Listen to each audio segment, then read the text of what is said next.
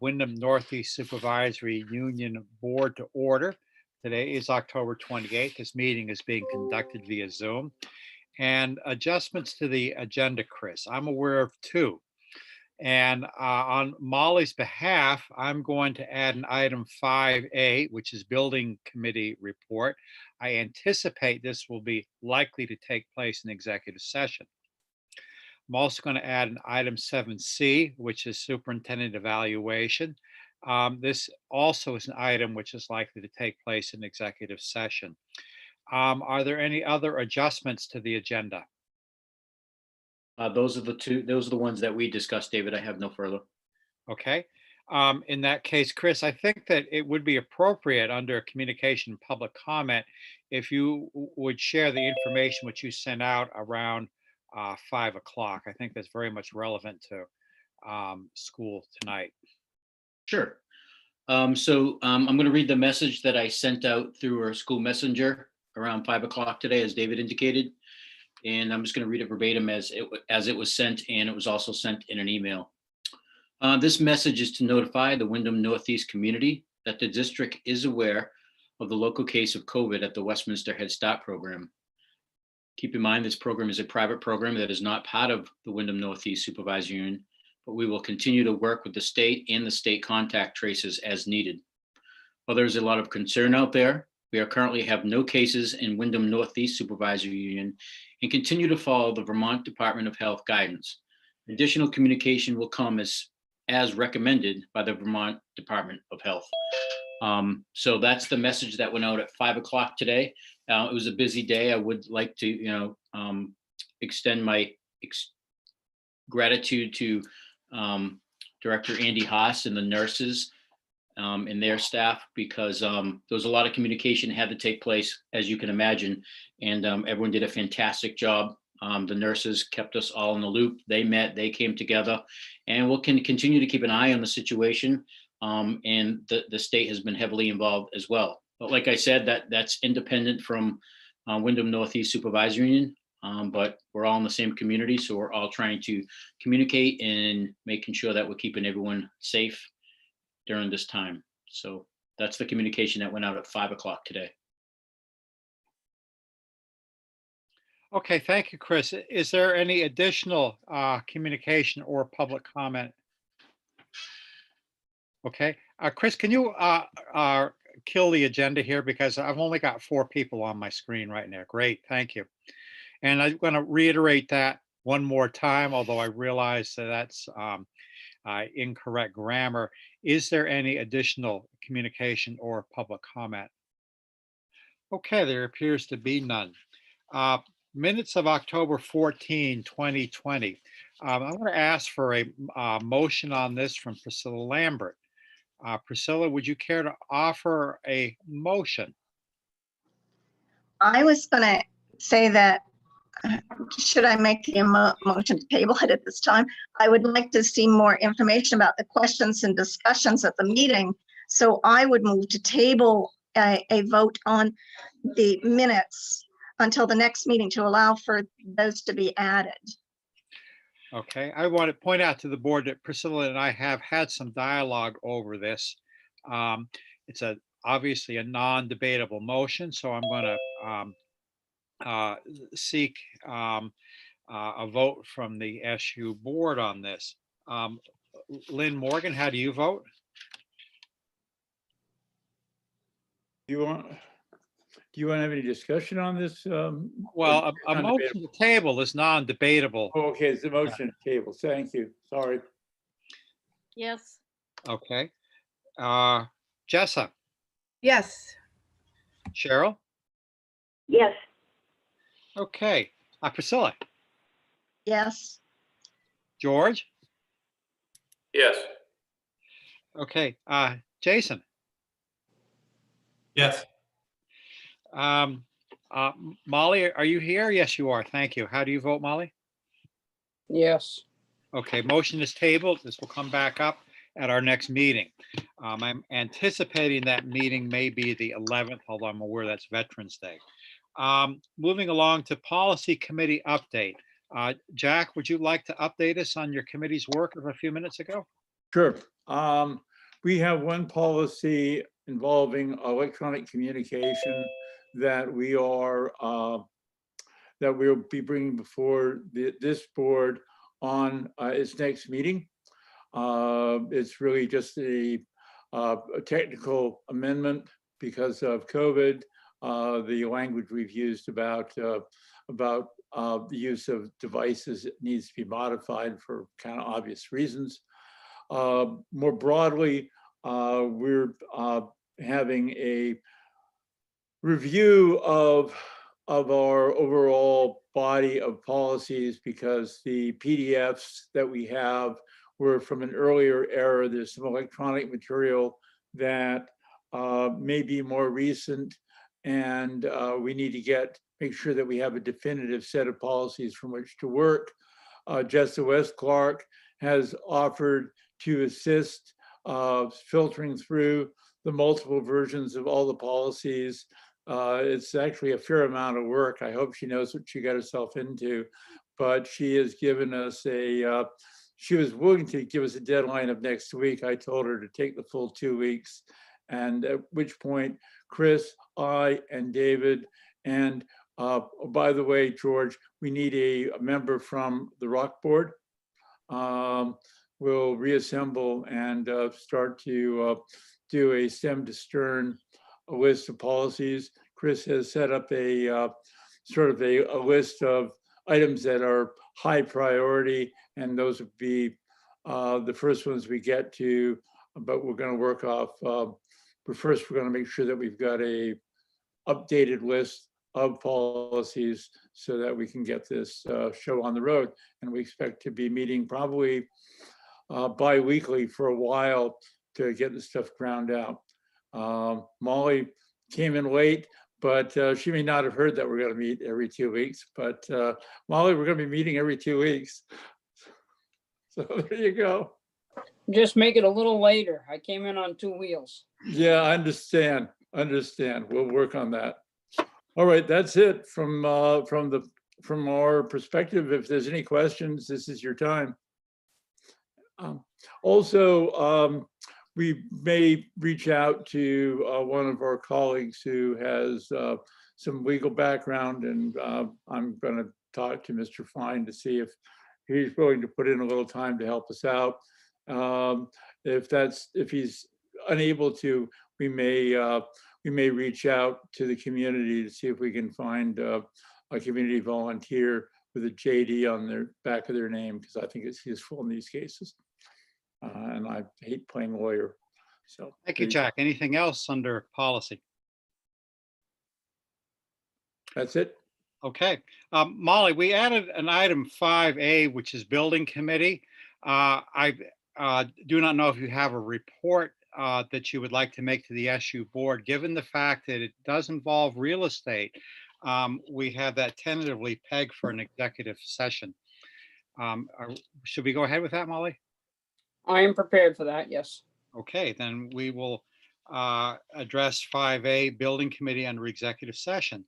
Item 6, reports, superintendent of schools. Hey, good evening, everyone. So I don't have all the principals here with us tonight, but what I do have is an update from all of them. So just give me a couple minutes just to bring you up to speed in regards to the changes, or if we have any changes since the few weeks ago when I had them report out. So we'll start with Athens Grafton. As you know, K2 returned on October 19th for 4 days, and 3-6 returned on November 2nd for the 4 days. So Athens Grafton will have K2 students in the building on Monday. The 3rd grade through 6th grade will join on the, let me rephrase that. So the Athens Grafton, like we talked about, all their kids are back. And on Monday, the 3rd and the 6th grade will also join them. There'll be a total of 39 students, with 8 of those students were from the VT of VLC, to make a grand total of 47 students who will be back 4 days a week. Saxton's River changes for K2 as of 10 29, increased staff during recess, additional floor markings, health screenings, reverse locations due to increase of numbers, and for safety reasons, recording temps, nurses entering data into the form thereafter, increased cleaning of high traffic areas. So they're making some adjustments in the building in general in regards to having students back in the building. So they are on top of that. Changes for 3-4 as of 11-2, additional plexiglass barriers for the 3rd grade, additional hand washing bathroom locations for the 3rd grade, and increased cleaning for high traffic areas. And as you know, Saxon's River has K2 returned on October 19th, and 3-4 will be back on November 2nd, both for 4 days. Moving on to Central School, just to review, kindergarten returned on October 19th, 1st and 2nd will return on November 2nd. And we have a few changes in regards to 3rd and 4th. And so just to bring the board up to speed, and this may be new to even the Rockingham board, is that the teacher candidate that Principal Kennedy had for the position dropped out, for the 3rd grade teaching position dropped out. So they've reposted the position already, and through the use of a substitute teacher, which is a non-certified teacher with a maximum of 6 weeks, the plan is to open the 2nd grade 3 classrooms. She says we have reposted the position and are hoping that the teacher will emerge from the December graduation cohort at Keene State or other institutions. The 4th grade will open up as discussed on 11-9, and either in the library or in the classroom, depending on furniture rearrangements schedule. And let's see, currently enrolled and possibly for more for the, right now they have 21 currently enrolled and possibly more from VLC waitlist. And they also advertise for the 2nd grade and 4 positions too. And both groups will return 4 days a week on 11-9-20. Westminster, just to review, K3 returned on October 19th. Created 2 3rd grades, 2 kindergartens, 1 1st grade and 1 2nd grade. 4th through 6th will return on November 2nd, and 6th grade will continue the AB schedule for now. And the ones who are returning will be back for the 4 days. Update, reconfiguration of pods based on student numbers. They have 4 pods, a K1, a 2-3, a 4, and a 5-6. They're utilizing all classrooms. They separated out the 3rd grade into 2 smaller classes, making one of the 2nd grade teachers a 3rd grade teacher. Opened up the gym for PE class. Lunch will remain in the classroom. Arrival and dismissal procedures remain the same. They maintain their pods recess zones, which alternate daily, and started a waiting list for students who want to return from VTVLC. Middle school, just to review, 6-8 will remain in hybrid for now, in 5th grade on November 2nd. As of 10/27, all 5th grade students are scheduled to return on Monday, November 2nd. They said they had to rearrange a couple of teacher classrooms to accommodate the additional students. The middle school is planning on having all 6th grade students back on Monday, November 30th, the first day of the 2nd trimester. The middle school are in the process of rearranging classrooms to accommodate the 40 students in the 6th grade. And at this time, the V2VLC students that wish to return are also being on a waiting list. And there is currently 1 6th grader and 1 8th grader student on the list. No updates from the high school. They're still, their original plan, they're still looking at students struggling remotely back for 4 days a week. Right now they're looking around, like they said before, they were looking at about 35 students total to be back for the 4 days of the struggling learners. And so there's no change in the high school plan. They're trying to get the struggling learners back, or I believe they're already back. And for the pre-K, the Thursday and Friday, the older group of students will begin coming to school on Wednesday, beginning October 21st. So that already took place. And that day, like the others, will be 8 to 10 and 8:10 to 1:10. An update for the pre-K. Pre-K moves to step 3 was smooth and successful. The older group is now attending 3 days. The transition went well and no changes the plan were needed. So that is the update on the year opener update by school. Questions for the superintendent? Chris, I have one. Staffing, how are we looking now, staffing wise? Obviously, we have an issue with Central Elementary's third grade position. Are we otherwise doing all right, or how would you? In the current situation we are, I think as we talked about before, we do have some staff throughout the SU who themselves have compromising health issues. So if we were to come back and have all the kids come back, that still leaves some of the schools in a difficult position because these teachers would not be able to come back, although we will have the students back. But right now, the staffing, we're in good shape. Just like any SU in the state, it's really difficult to find substitute teachers right now. So, I mean, right now we're okay, but once we have kids coming back, we're trying to come up with a plan of what that would look like for anyone who has a compromised health condition that would not allow them to return. Some suggestions would be that we would have an educator in the classroom, and that teacher would still be able to conduct their class via remotely and just would support in the classroom, whether it be the principal or someone like that to support the students in that classroom. So we're trying to be accommodating to the employees as well that have to stay home because of their health condition. Chris, I will comment on that. Prior to the establishment of VTVLC, Jeff Bernard, who's the director of VTVLC, conducted an online class for River Valley Tech Center, which had enrollments across the state and as far south as Connecticut. They had some very large enrollments. I think they were from Enosburg, and they did put a para in the room in Enosburg to assist kids in that class. I just want to point out that it can be done, and there are some precedents for it.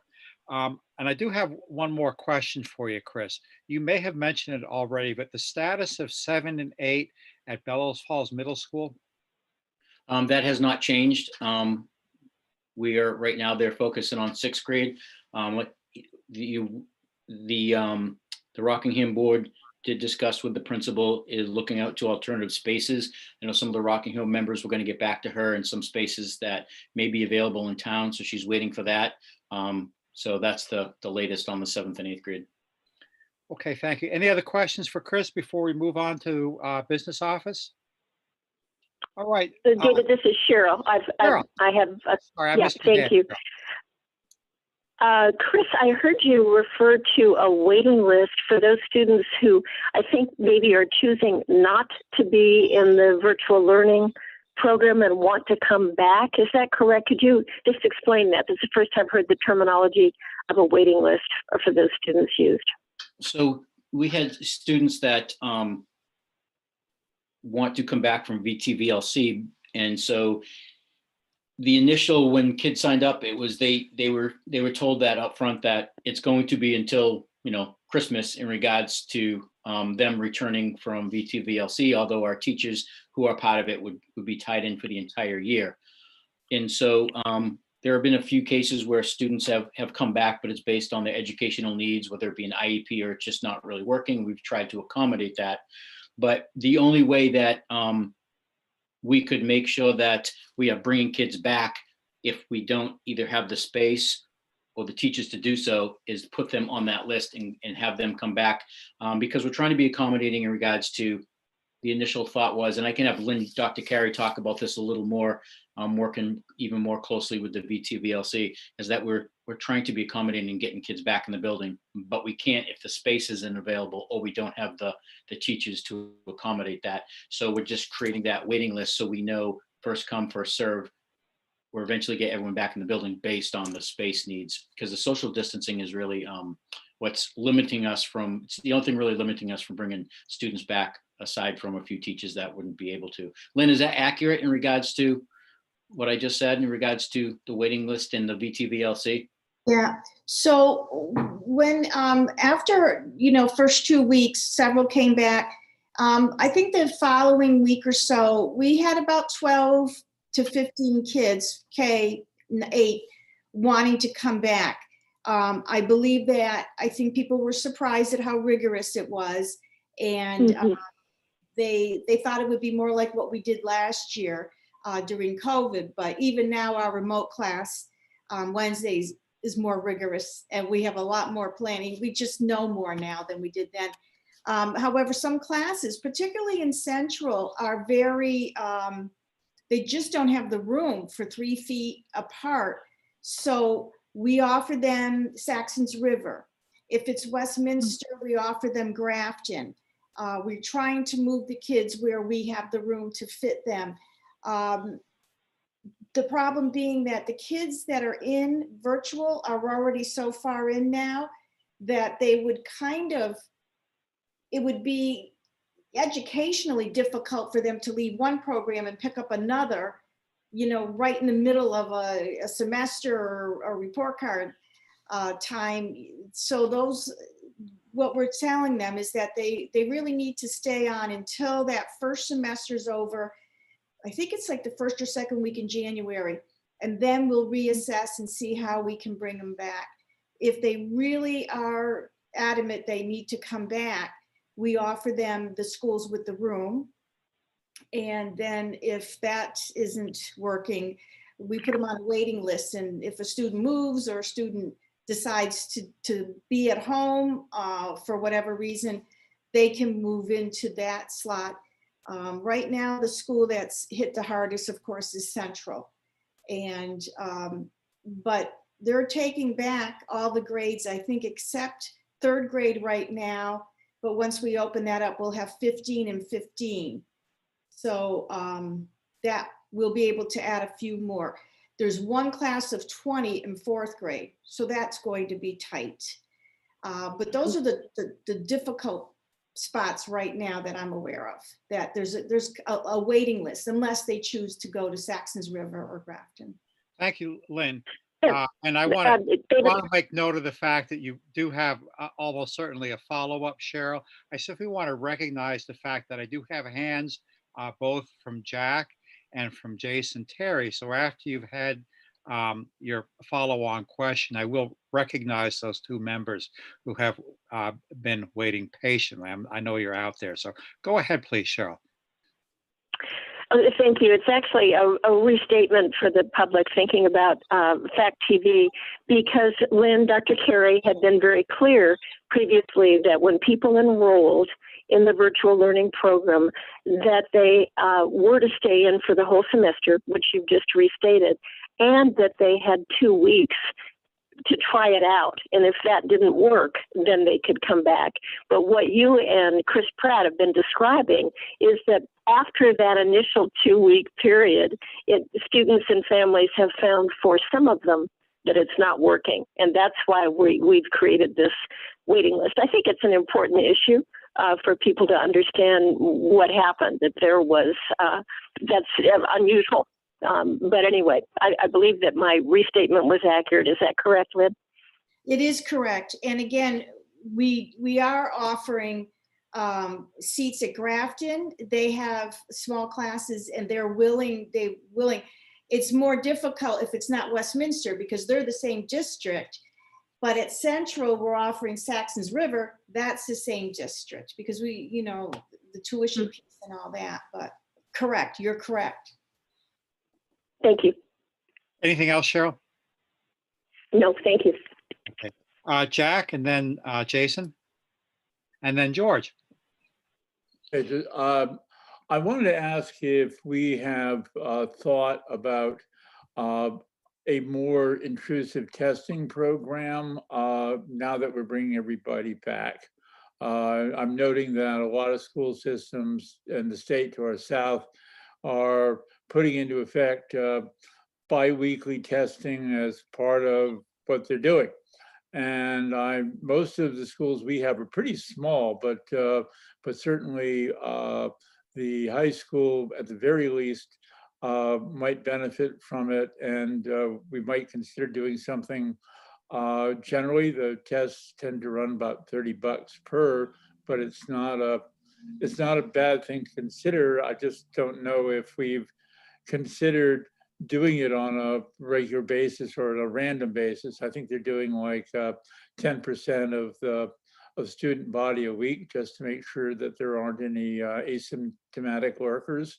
Has this even come up? Yes, the school nurses and myself and then Dr. Carey, we meet on this. That's something that's gonna come up. I know it came up at a board meeting a few weeks back. I believe it was the Athens Grafton Westminster board meeting that we Sounds like us.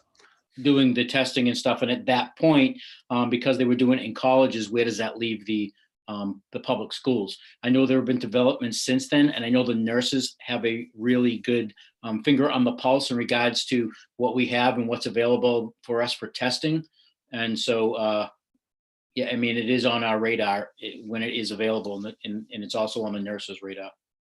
Okay, because I was in contact with the folks up in Montpelier today about this, and my impression was that if we wanted them, we could get them, but maybe that was just my impression from Dr. Levine's office.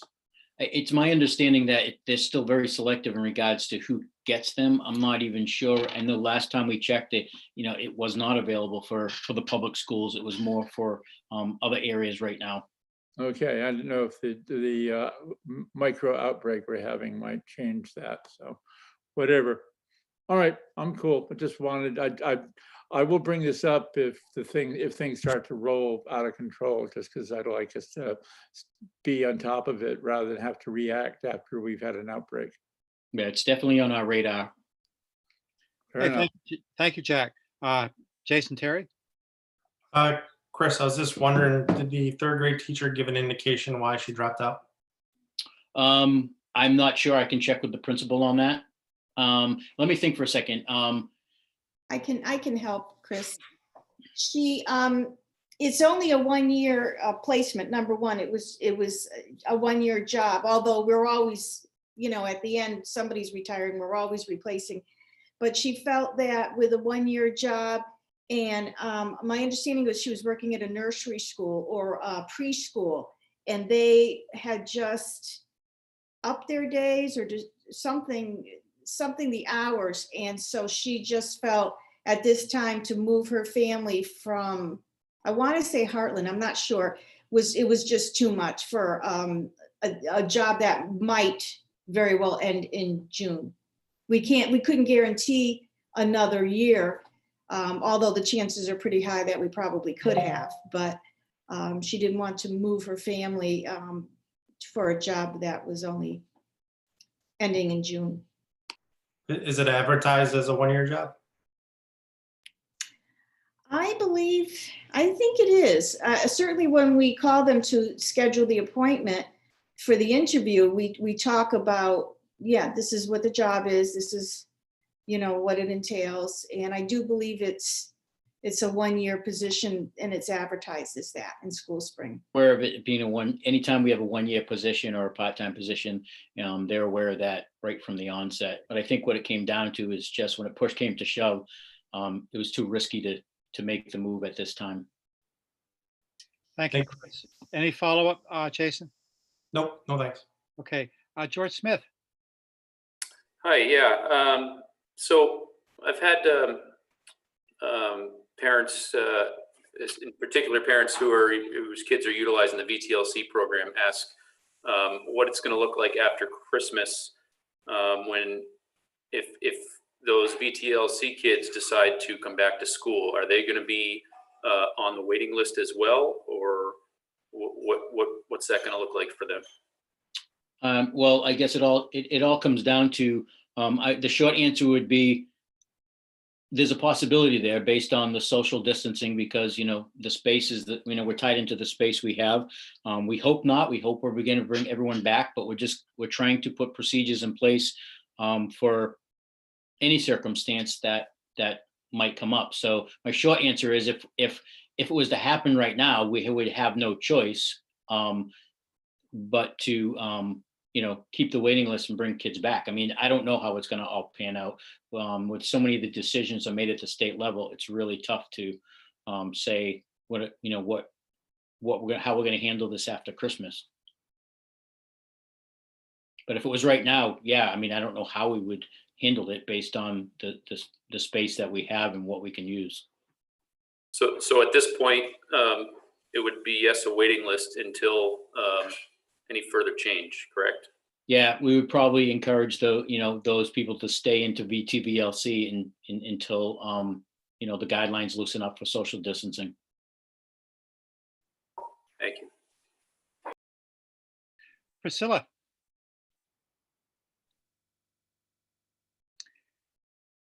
I was just trying to clarify, Mr. Pratt,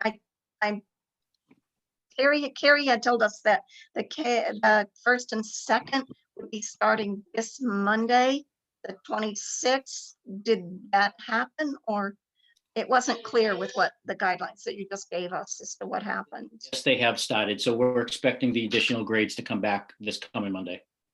Okay, so the first, second did start this last Monday. Yes. Okay, thank you. All right, do we have anything else under Super's report? I do have the enrollment and attrition data that I can share real quick if you'd like. Please do, Chris.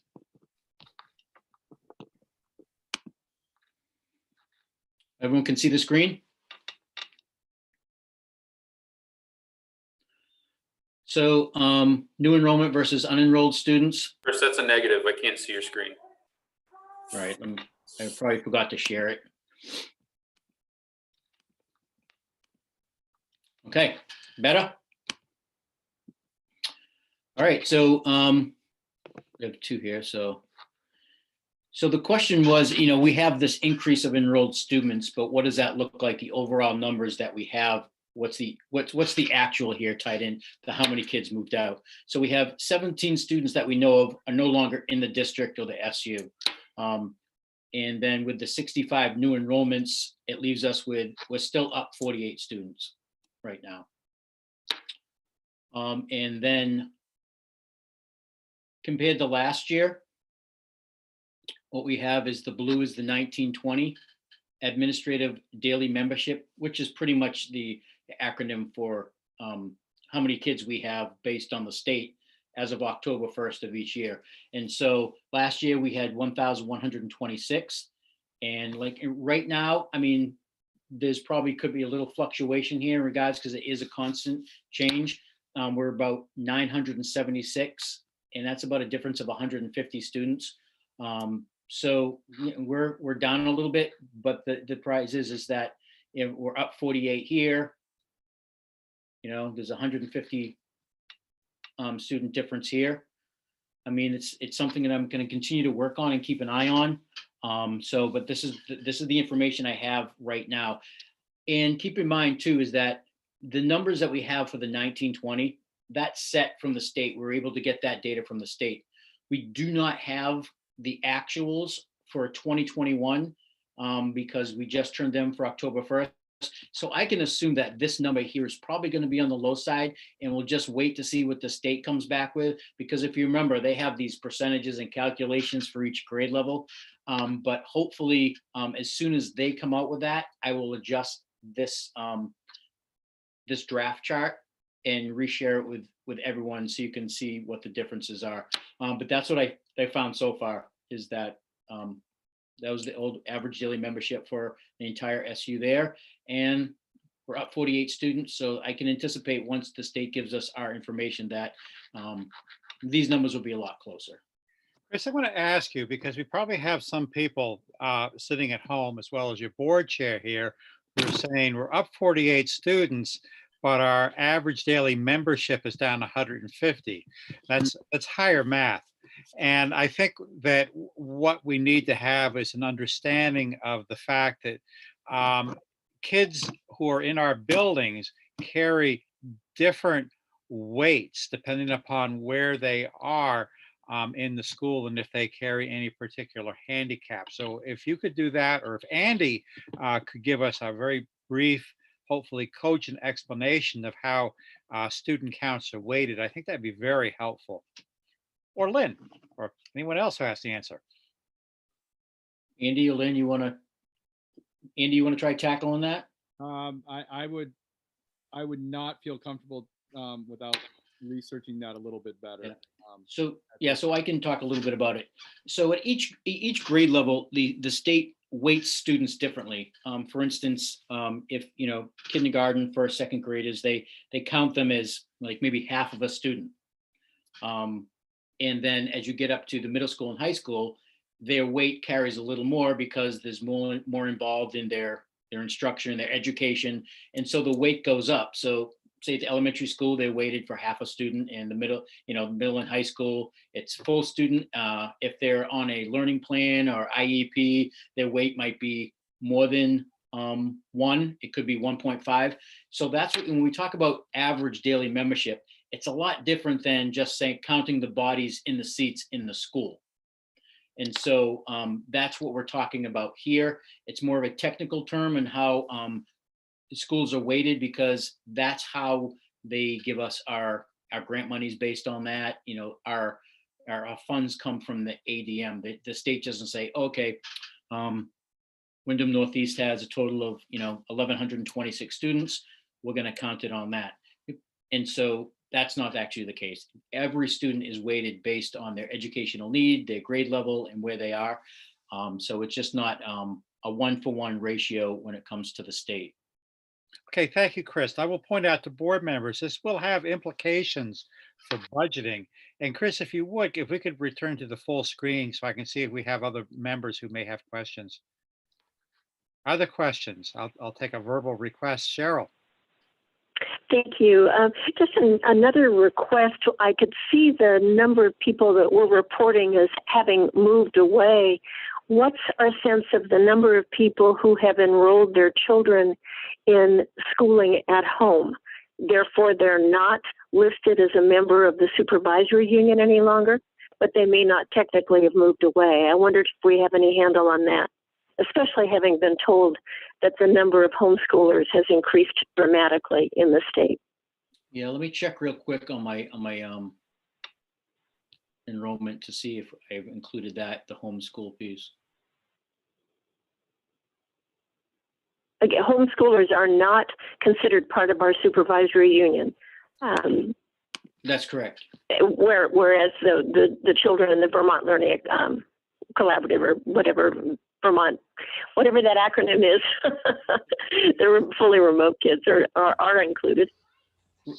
Right. I mean, the homeschool kids aren't. I know that has gone up. I don't think it's gone up significantly for Wyndham Northeast.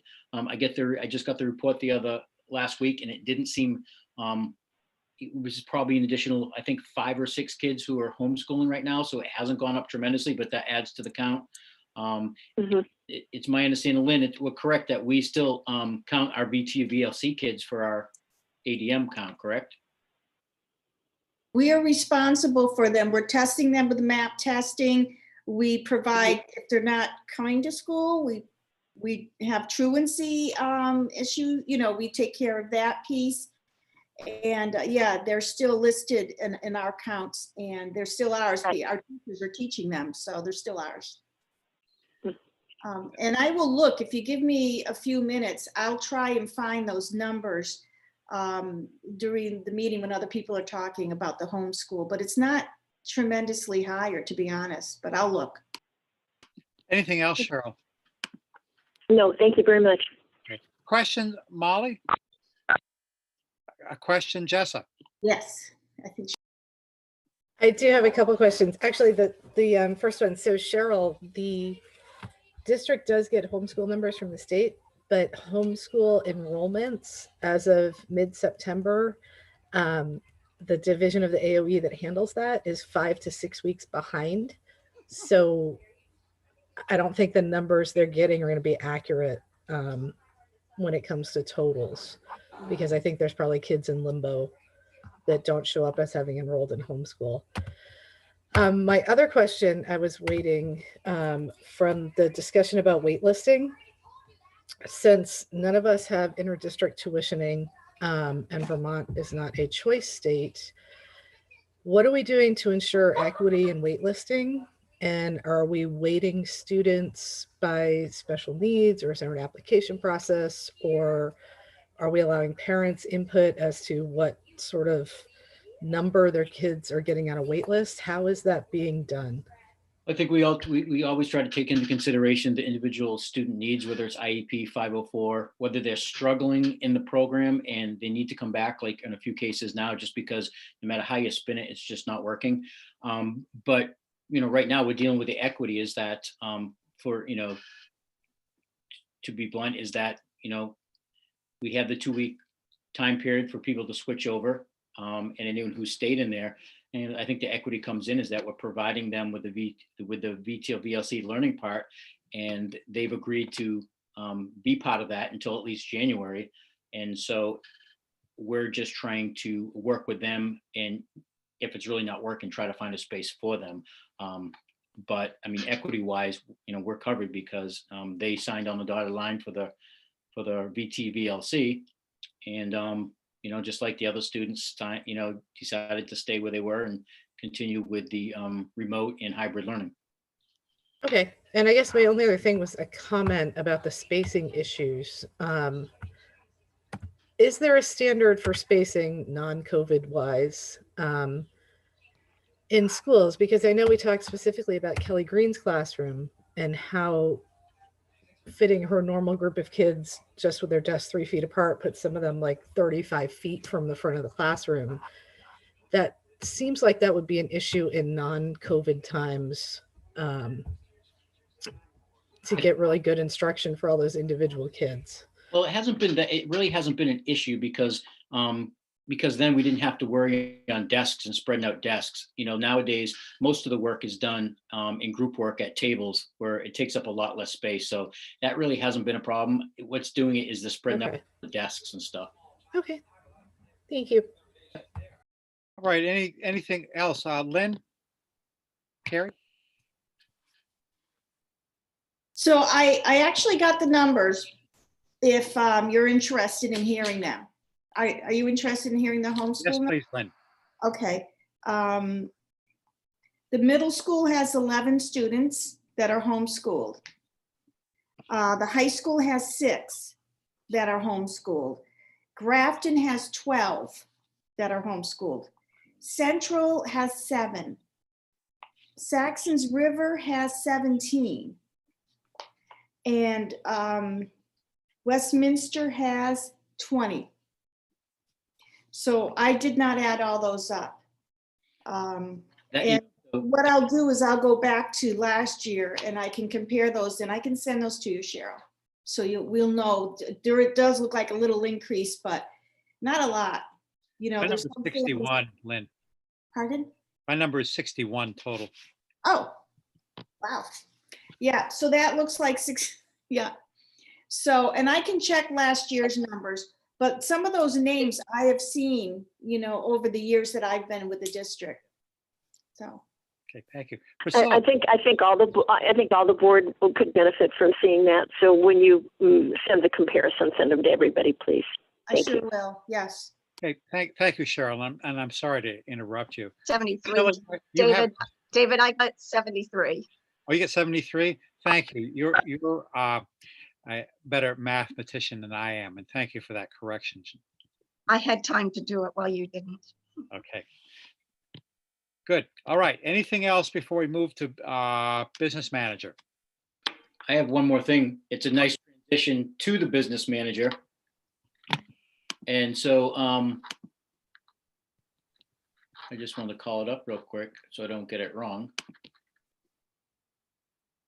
So as today, Flora and I met with the auditors, and we are anticipating on December 30th, all the audits will be presented to the board in draft form with management letters. So that was after the meeting that we had today with the auditors that we met for some time and came up with a game plan. And so it's a good transition into the business office report. Very briefly, Chris, this is fiscal year 1920. This is for the fiscal year 20. Yeah. Okay. Well, Flora, you're on. Thank you. So as Chris mentioned, December 30th, when we meet again, we all should be able to have the final draft, the draft financial statement, the 4 of them. So that way it could be reviewed and we could discuss it and everything.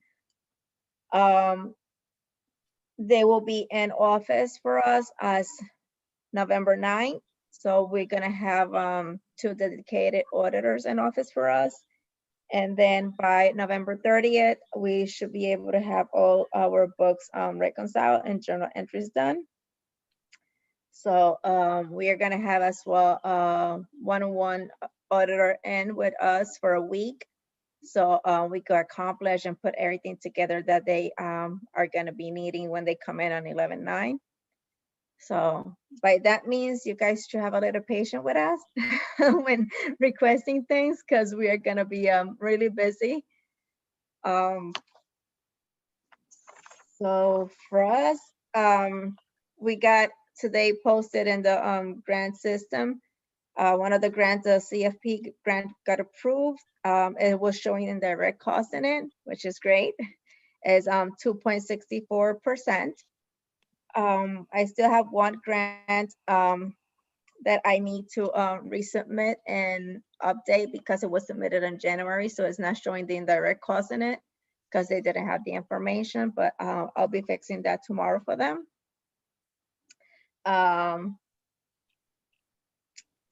I've been getting payments from the towns when they've been collecting taxes, but I am having issues with Rockingham.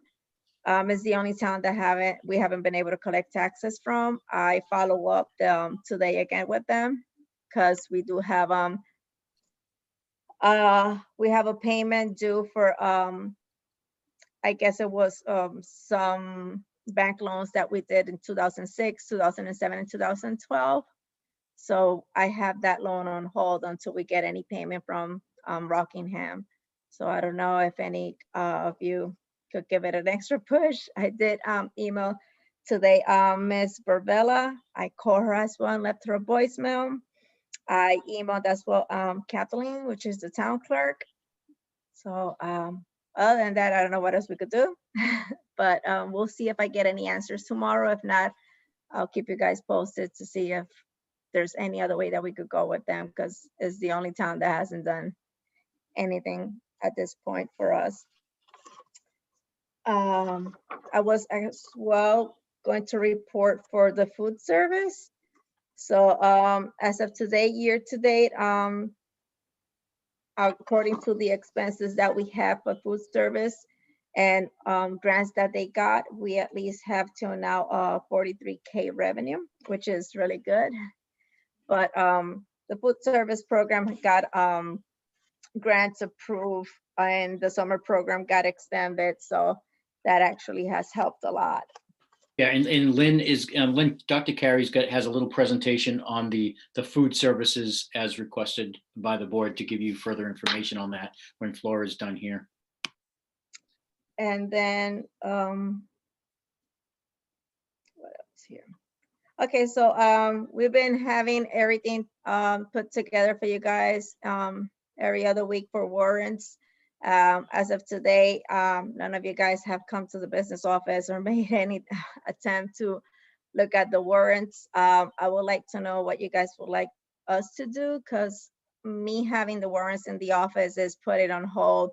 AP, you know, that's Marlene's work put on hold for a whole week for nobody to come in and look at it. Let me respond to you on that. It's a lot on her. Let me respond to you on that, Flora. I realize that you're on a 2-week cycle with AP and payroll. Am I correct in that? And of course, I'm one of your signers. And pre-COVID, of course, we all came in and signed. And I think most of us certainly went through invoicing to see what was there. I think that it's exceptional customer service here that you have made those available. I'm going to suggest that if you can leave them out for 48 hours after you furnish warrants for signature, that either we're going to get in and look at them or not.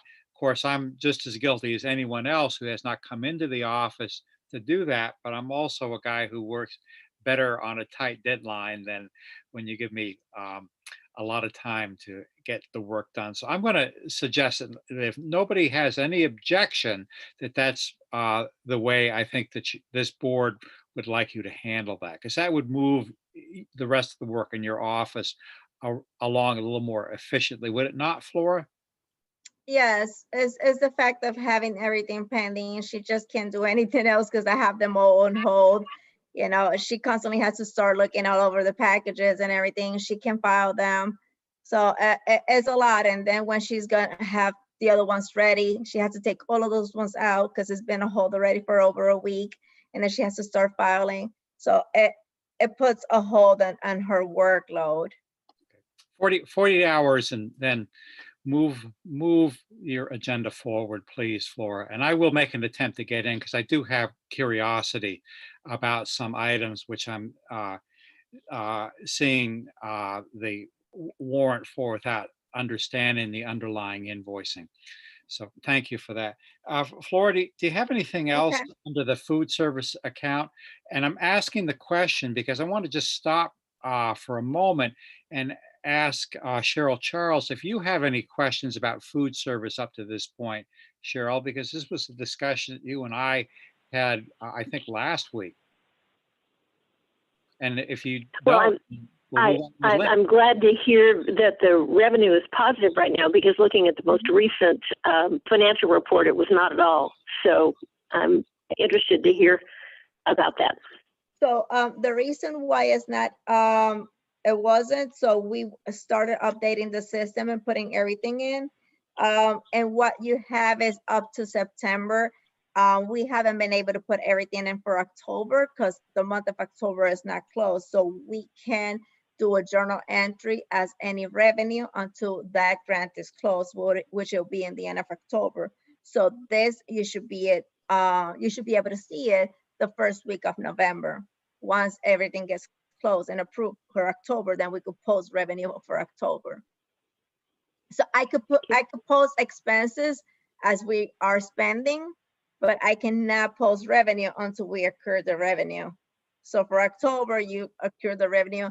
At the end of October, they close. Once they send it to us, we'll be receiving it in the beginning of November. But even if I receive it in November, I have to close it in October. But that's the issue that you are finding. So going by that, we should have a rough estimate of at least 43K in revenue when we receive October's payment. Thank Did you. that make sense? It is a little confusing. I'm not seeing any. Yes, I do see a hand. Priscilla.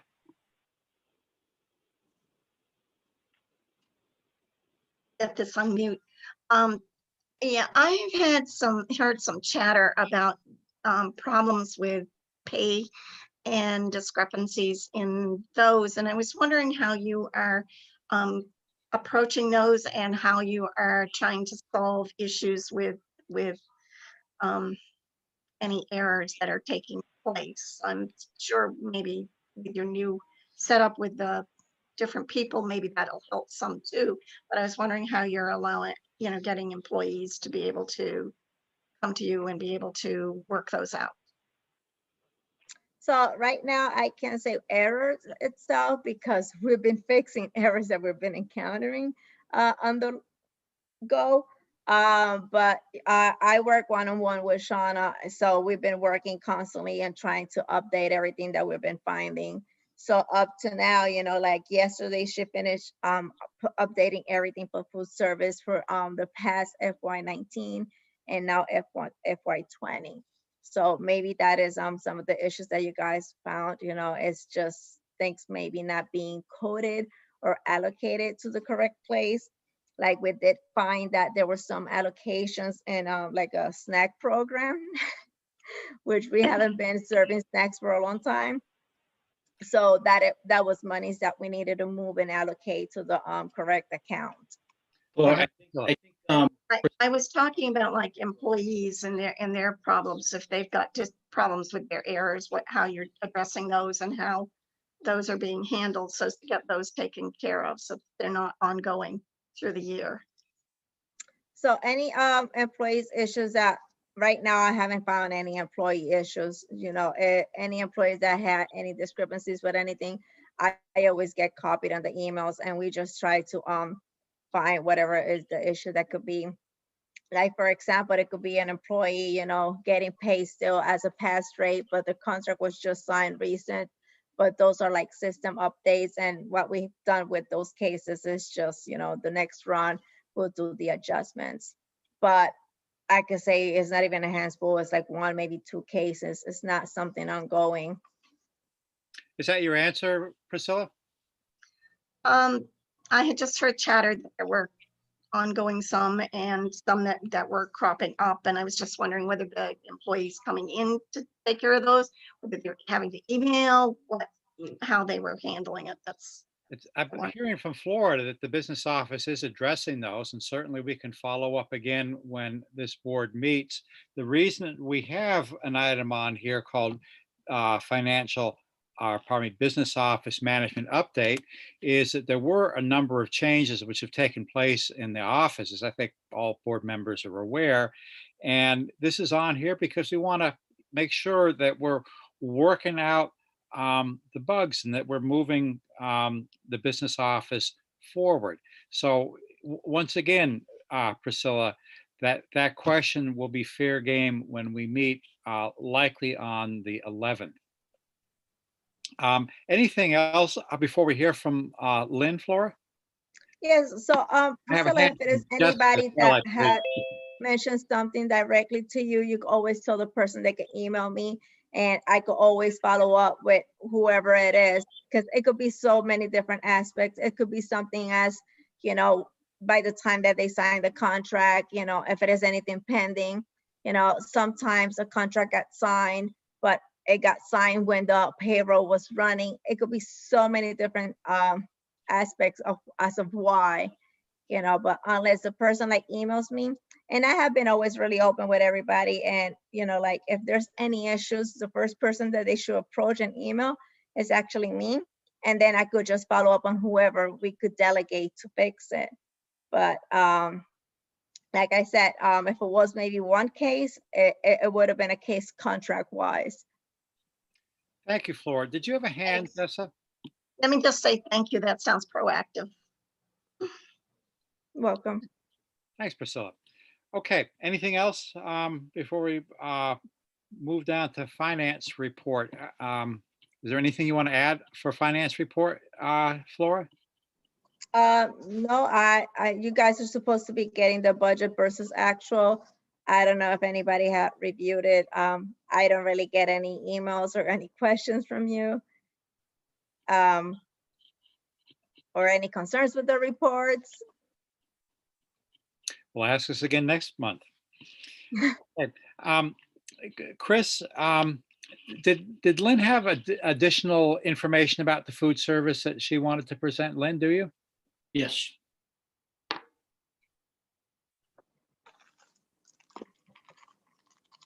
She's going to share the screen with some good information.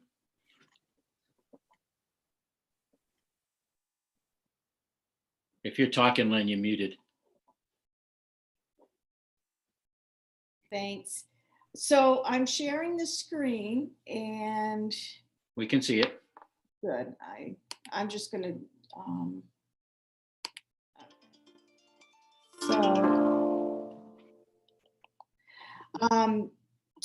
and let me close this. So I just wanted to fill everyone in on the grants that we've been getting since 2018, when the food service became district-wide or SU-wide, and Harley's taken over. So he's been very, very active. So as a grant writer, I work closely with him, and we've been really successful in having a good time with it.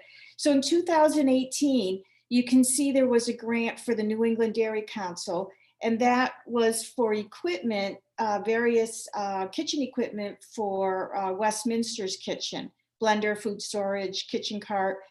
These things add up, as you can see. CNS has really supported us a lot, and this is a No Kid Hungry grant. And again, $5,000 for all kinds of equipment, carts, potato cutter. That potato cutter cuts French fries from raw potatoes, rice cooker, food processor. And then the Vermont Agency of Agriculture Farm to School Child Nutrition Grant, and that's the one where we got that beautiful brand new stove and oven for $15,000 and a food processor. So in 2019, CNS again, No Kid Hungry grant gave us $11,000. Originally, Harley had put it down for $5,000, and then they just gave us another $6,000. The mixer he bought for the middle school was $5,500 alone. So this kind of restaurant quality equipment is very expensive. So again, you could see some of the things he's bought, and the hand washing station, these insulated food pan carriers, canopy tents for summer foods, another Agency of Agriculture Farm to School Nutrition grant, and that one was for the Union District, Westminster and Grafton, and they received $15,000. And what their focus was on educating in the classroom. They have cooking carts, educating about food and preparing food and using food in the classroom from the school gardens. Also, we have a parent in the district. Her name is Katie Dearborn. She's a parent of a high school student, and she was able to somehow, she talked with Harley, and Mascoma Bank in Walpole, New Hampshire, gave us $3,500 for our unpaid student meal debt, which is incredible. That was just such a great thing, because generally across the state, across the country, food programs are always generally running in the red. Again, 2020, this year, another Dairy Council grant, $1,500, that paid for half of a milk cooler. We came up with the other half, and I believe that milk cooler went to the middle school. I'm not sure. Another Agency of Agriculture Child Nutrition. This was a food service equipment grant. This was a $7,000 peeler for the high school. And what this peeler does is it really helps all these fresh vegetables we get, the turnips and the butternut squash and the carrots and all these hard things or time consuming things to peel, but they're the best because they're fresh and they're from the farm and they're sustainable and easier and less expensive for us to get than prepared food. So this is a real time saver, and all that peeled stuff goes throughout the district. So again, that was half of a peeler, and we just purchased that because the food service was able, as Flora mentioned, they were able to kind of get into the black because all of the meals we're serving this year from March until next June, last March till next June, are all paid for. Every child in our district is getting free breakfast and free lunch. And so when we get reimbursed from the state for that, it just fills in our coffers. That's why we're really wanting to go universal free meals. But anyhow, so we were able to come up with the other half of that peeler. Vermont Feeds, Vermont Community Foundation, COVID response grant.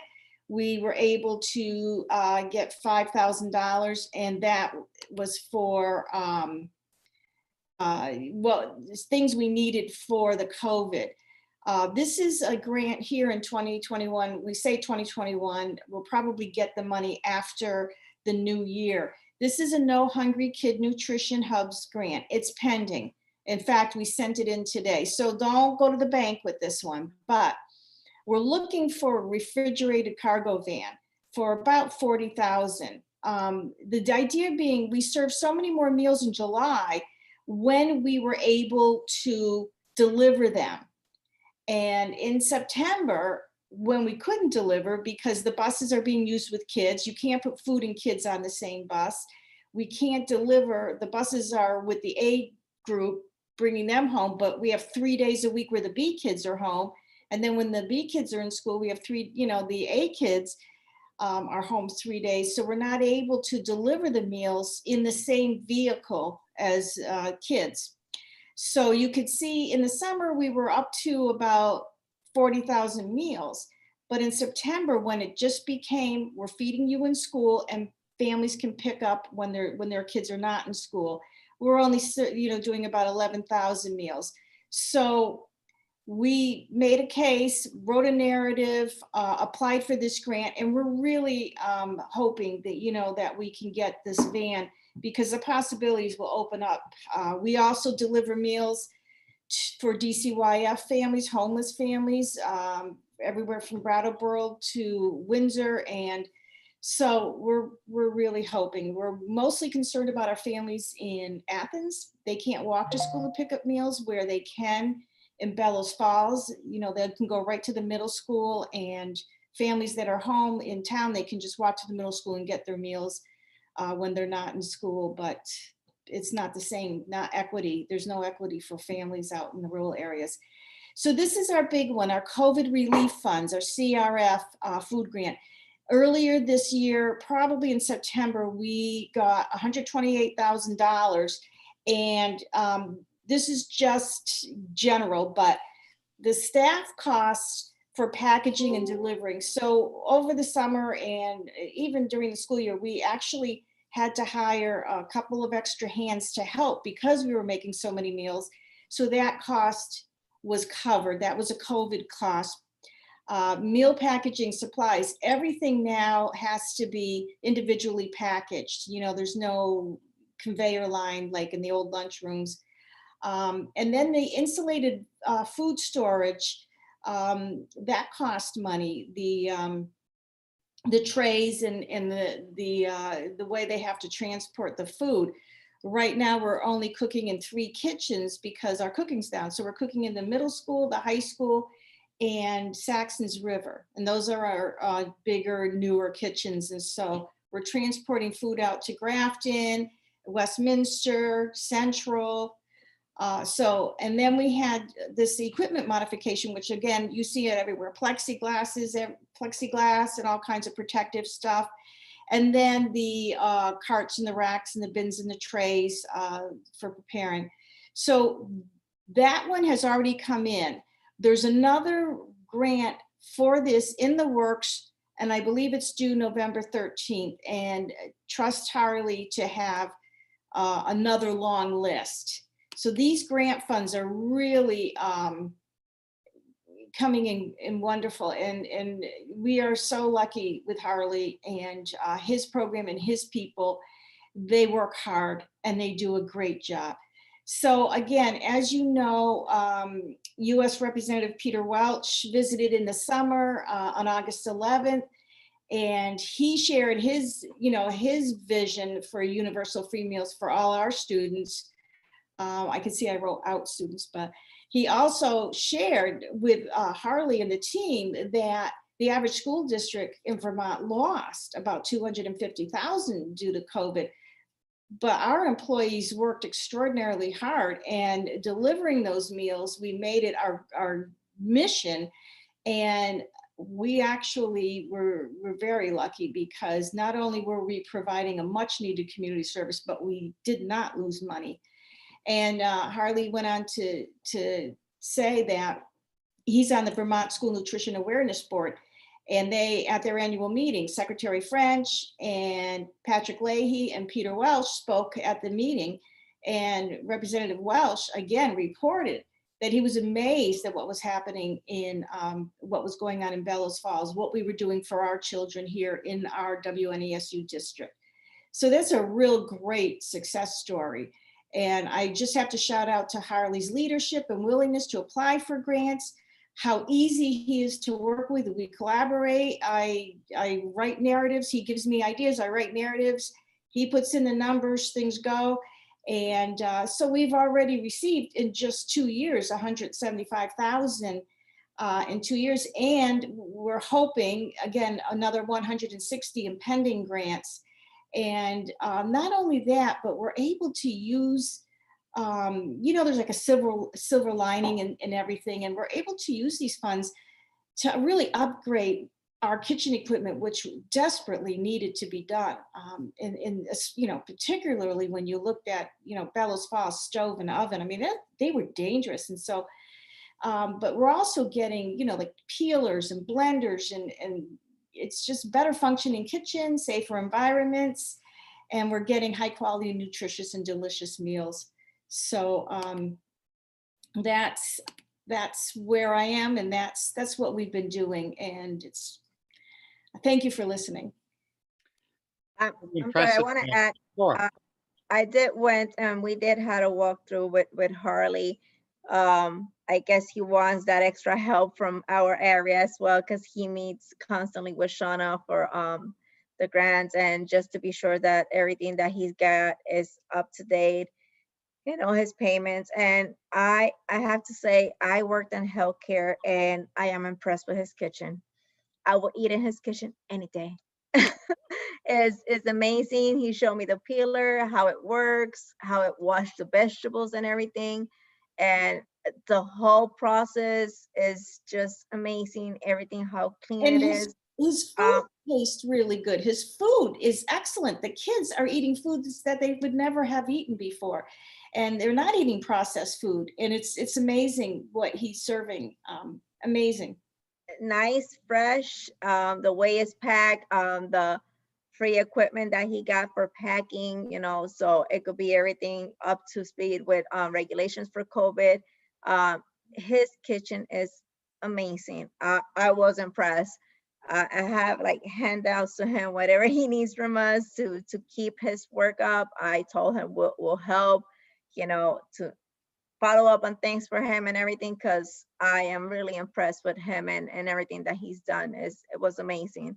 I was really happy, and that he let us walk around and show us everything. It was really good for us as well to have the understanding what he needs and why and everything. It was great. Anything else on food service? Lynn, Morgan. In the warrants I was looking at, they had bills for composting, I guess, getting rid of the scrap food.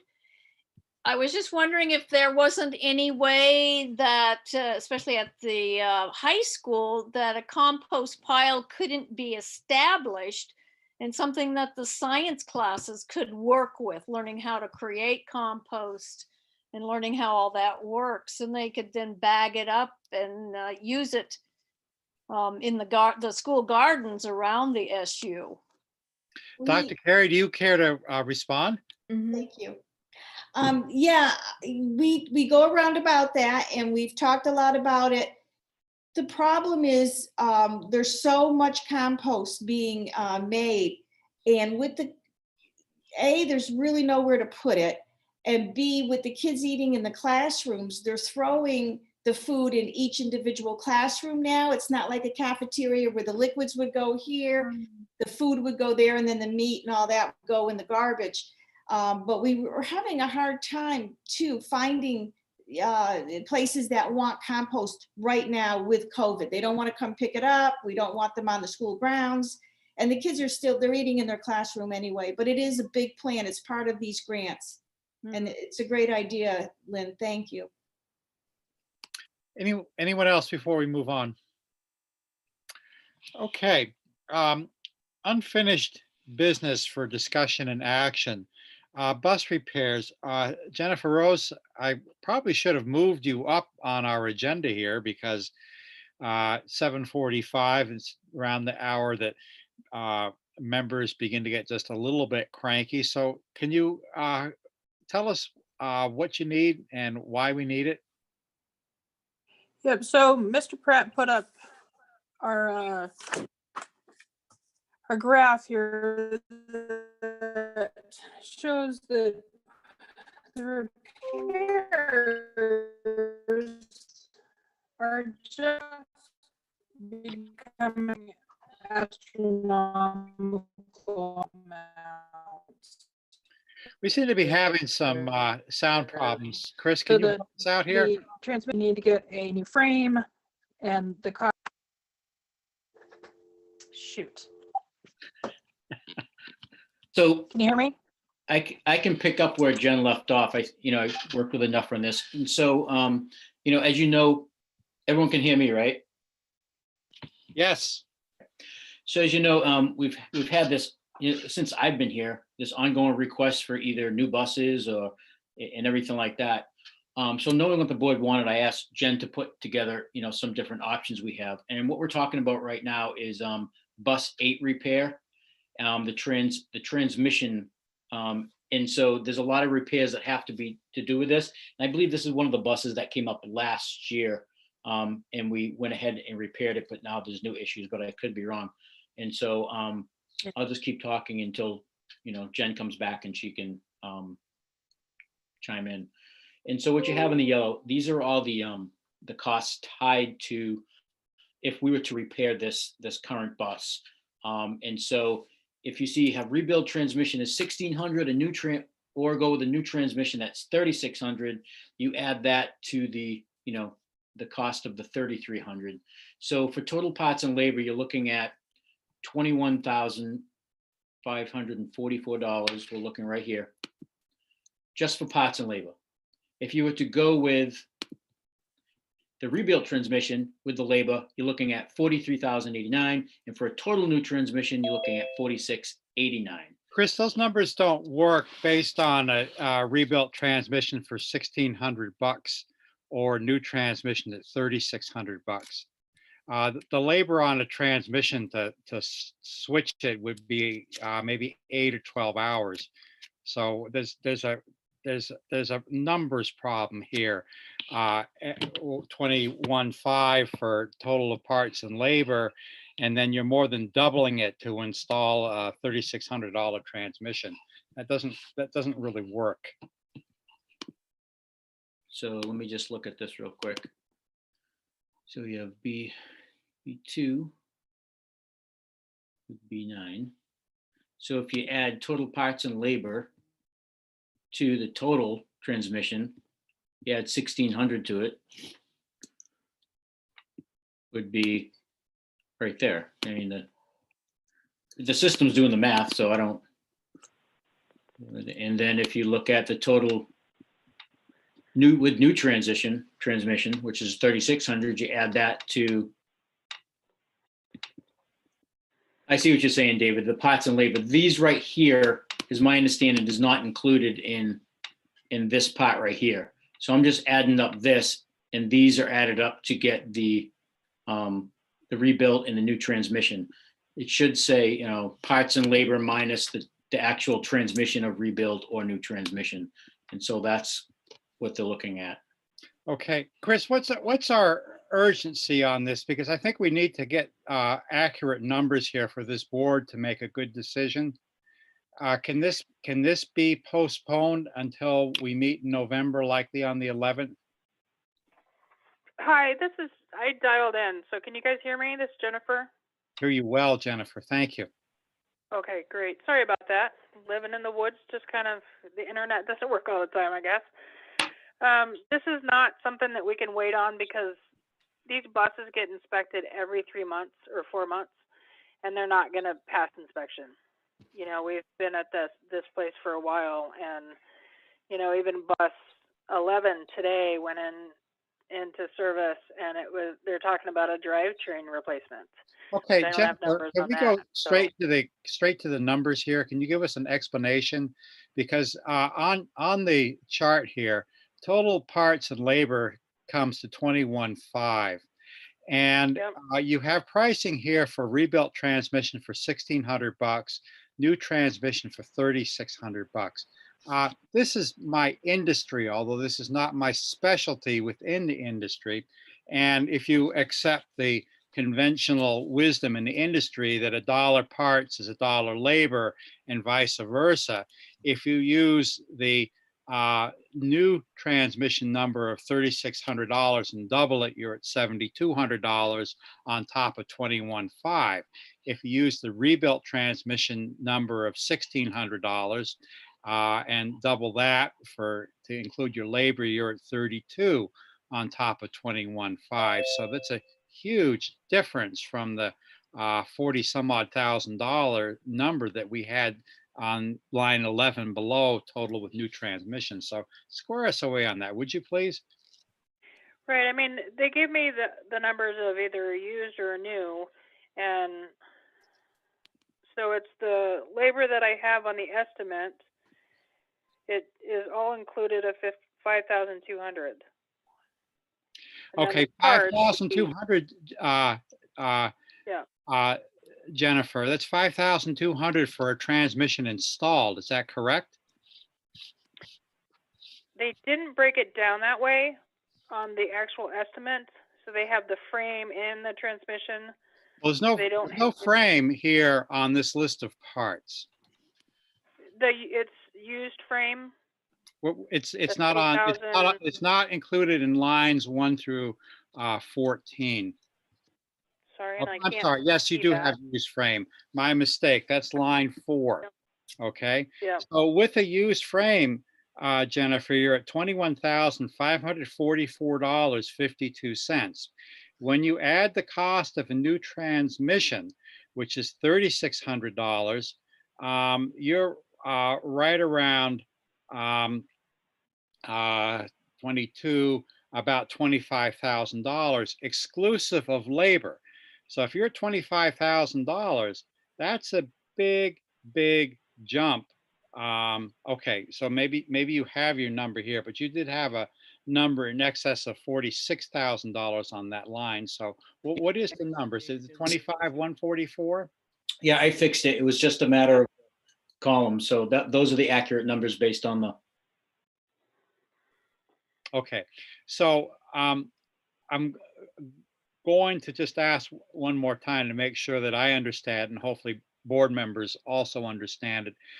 The total to recondition this bus so that it can continue in service would be $25,144.52. Then I see, Jennifer, that you're suggesting some options. So now that we've settled on a repair figure, which will round off to 25,000, explain the options. And then if you would, we would like to hear your recommendation. Doesn't mean we'll accept it, but we still want to know what your thinking is on this. Okay. Ready when you are.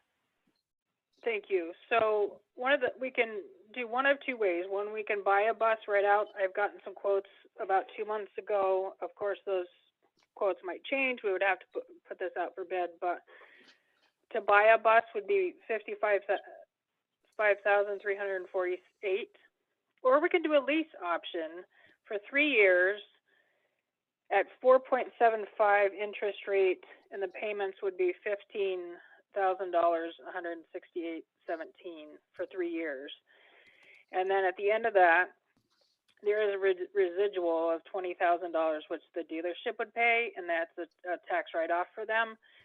So my recommendation would be to go ahead and lease the bus. The 2 buses is what I'm asking for. So this number is for 1 bus, not for 2. Okay. Well, you're recommending 2 buses. And tell us, please, where in your budget does the money come from? Well, I don't have any money in my budget for this. So have you spoken with Flora to suggest how we would pay for it? Right, I have not. I did look at my budget to realize that there is no money in it because we are still paying a 1-year lease on bus number 1, and so that's in this year what we're paying for.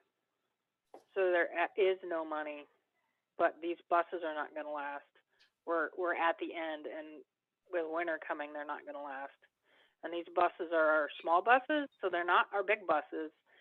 These buses do a number of things. They go to places where the big buses can't go.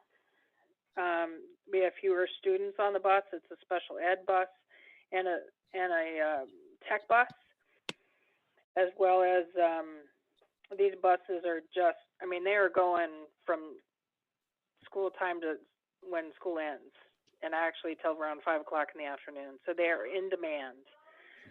To not have them, I wouldn't know what I'd do. Okay, and this is not a gotcha situation at all, Jennifer. But I think the board needs to understand how we would pay for them. And in order to pay for them, we still need to know where the money's going to come from. And that's what I was asking if Flora had been looped in on this discussion yet. No, she is not. Okay. Chris, what do we do? Well, I would say, I agree with the board until we know what the situation is with the money situation. I think based on the current circumstances of where we're going, we're gonna have to, table it until have Jen have a conversation with Flora and see if and where any money is for these buses. And we might have to go to the drawing table if we can't afford this bus or the lease or repairs. We may have to continue to consolidate bus routes and cut back on transportation. But I think we take it one step at a time and bring it back to the board. What I'm going to ask Chris if he would do here, and I realize I am speaking on behalf of the board, so if there are board members who disagree with me, we need to hear that. However, what I would like to suggest is that if Jennifer Rose can get with Flora and come up with a means to pay for the bus, and what Jennifer regards as best option in this situation. As I said before, I anticipate that we will be meeting again on the 11th.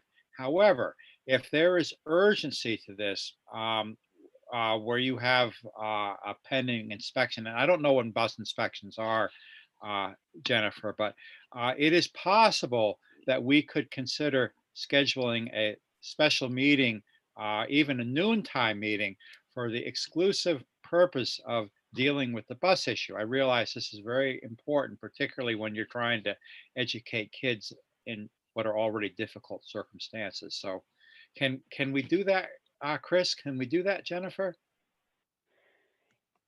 I don't see why not. I think it's a reasonable request what you're asking for. Okay. Yeah, right now we had an update on the stat reports that was submitted for FY19. They were missing some information that Brad contacted me last week and I provided to him. That is, we could possibly get something for grant transportation, but I have to wait until he reviews the information that he was missing from FY19. And as you guys know, so it was information missing from FY19 and FY20 wasn't done, which I completed for him as well. So he right now is reviewing the final aspect for FY19 that he had pending and FY20 that was submitted. So depending, on whatever the state provides for transportation grants, we could just go from there and take that as well into consideration. But we're waiting on that. Okay.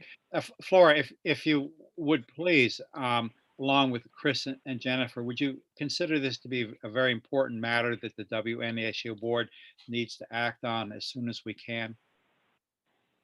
Yes, I would agree. Just seeing those buses, it can't wait. Okay, thank you. And Jennifer, thank you for your patience. If this occurs during a regular meeting, we'll move you up.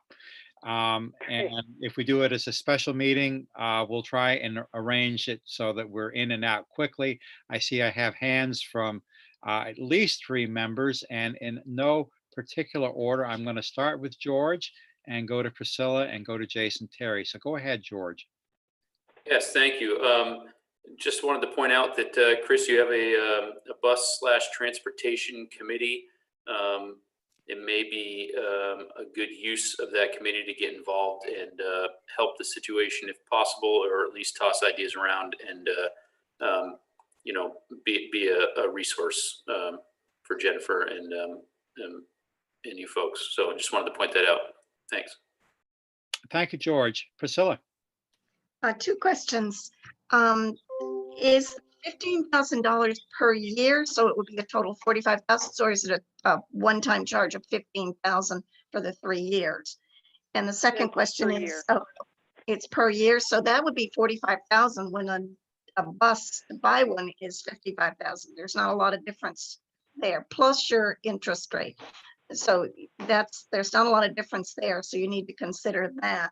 And also, did we get the van last year that we were talking about getting? Yep, we did get the van, and it has been utilized every single day. Just was wondering where we were. Thank you. Jason Terry. Jennifer, correct me if I'm wrong, but on the lease, if the company you buy it from, they're going to take care of the maintenance on the bus, correct? You don't have to worry about any of that stuff. Yeah, the only thing that we would have to worry about is regular oil changes and tires. Okay, so that might be something to look into as the lease. But my other questions were, you're talking. I think somebody said it's just the small buses, not the big buses that we're talking about. Correct. It's just the 2 small buses. 2 small buses. Okay, I was wondering how many we had. And then when you and Flora are putting together the numbers, and I'm on that transportation committee, if you need a hand, I'd gladly help with anything you guys need. Can they also, so we have all the information, so we don't have to do this again, put together maybe Flora could put together like a time and motion study, how many miles they drive, how many kids are on the bus. And then also options, kind of, so this way we can get kind of like how much it costs per child to ride on the bus, basically get a kind of a baseline number. And then also maybe look at options to outsource to other companies if possible. Maybe that might be an option as well. So this way, we have to keep coming back and, putting it back on the table next month. So I'd like to just have all that information if we could. Jason, I'm going to respond to you very briefly about outsourcing. We have discussed that before, and because this is a fairly urgent situation, it would, I believe, make more sense to address outsourcing as part of our budgeting exercise, which will be starting up again very soon.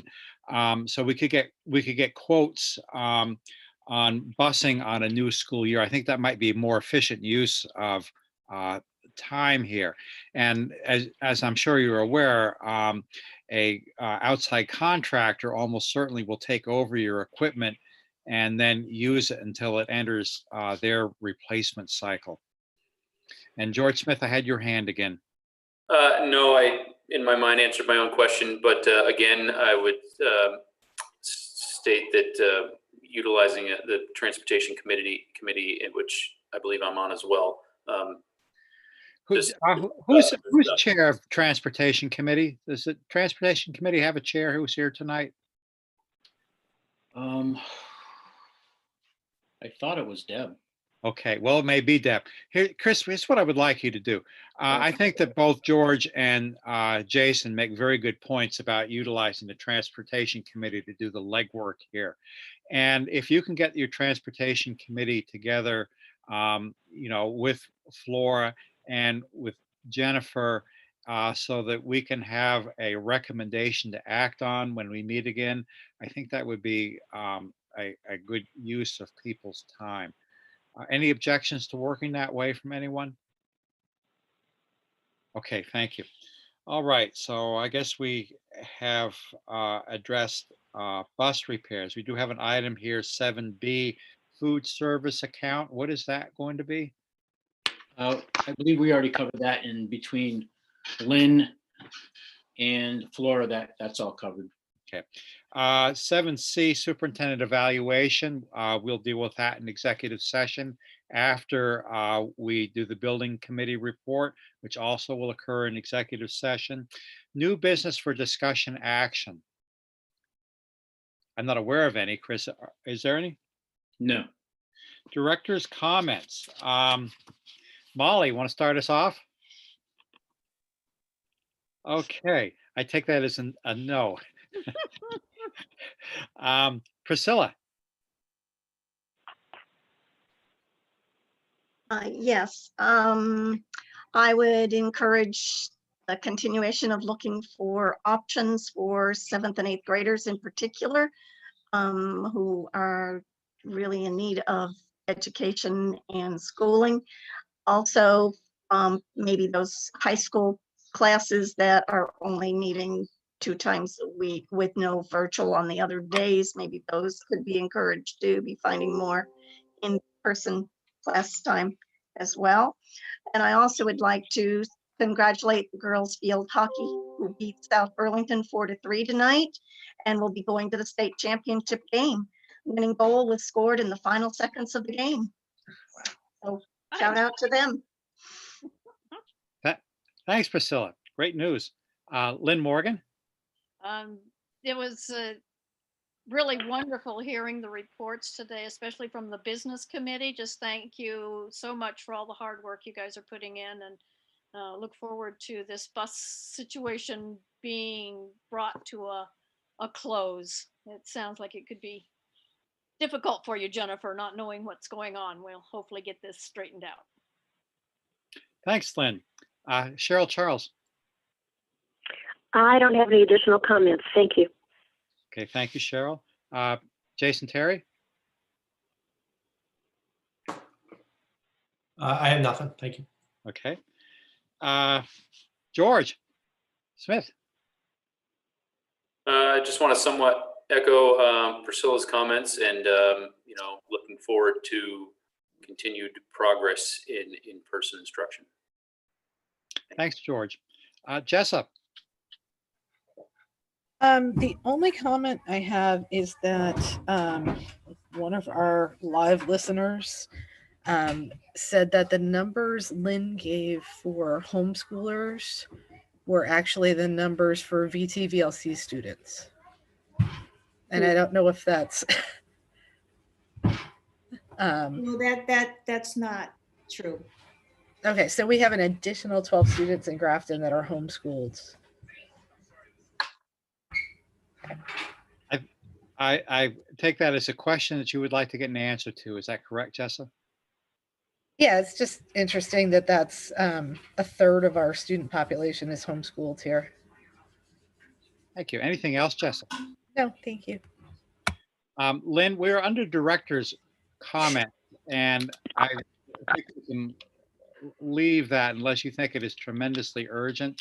I try to simply take comments and not engage in discussion under director's comments. I would just like to make one clarifying bullet. Please. Well, that's K-12. It's just people who live in Grafton, K-12, not just Grafton Elementary kids. Thank you, Lynn. Okay. Date of next meeting. I believe that it will be November 11. I'm aware of the significance of that date. And we would have a regular meeting. Chris, what would be the date on that?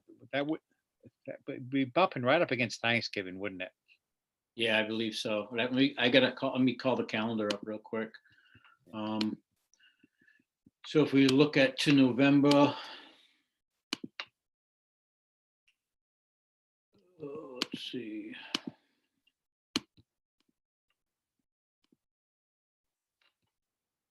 It's scheduled on the 25th of November. And Thanksgiving is what date? 26th. Okay, well, we'll stay with the 11th at this time. If we find we need a second November meeting, we'll find a time for it. All right, I would like to entertain a motion to go into executive session for a building committee report and superintendent evaluation, inviting administration to attend. Can I have a motion, please? I have a motion from George, a second from Lynn. I'm going to roll call us. Molly Bannock? Yes. Priscilla? Yes. Okay. George Smith? Yes. Okay. Jason Terry? Yes. Lynn Morgan? Yes. Jessa West Clark? Yes. Cheryl Charles? Yes. Okay, thank you. Chris, if you can set us up and let us know when we're ready to go, we'll get going.